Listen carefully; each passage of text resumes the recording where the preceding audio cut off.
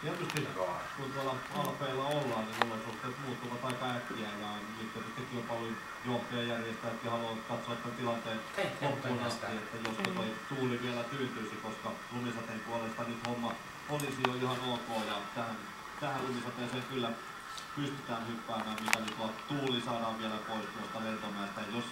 Jos Suomen joukkueen tilannetta ajatellaan, se on juuri niin kuin päävalmentaja Niemeläkin tuossa sanoi, että pojilla varmasti on pieniä lommoja itseluottamuksen puolella.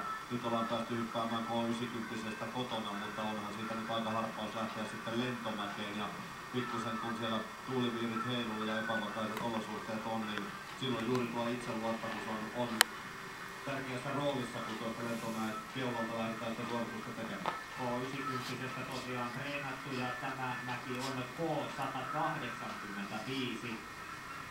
Eli se on se 100 metriä K-pisteellä eroa HS-pisteet 200 metrin kohdalla ja tästä mäestä tosiaan yli 200 metrisiäkin sitten päästään parhaimmillaan näkemään ja se tarkoittaa todella sitä, että tarkkana pitää ihmisten ja hyppääjien olla.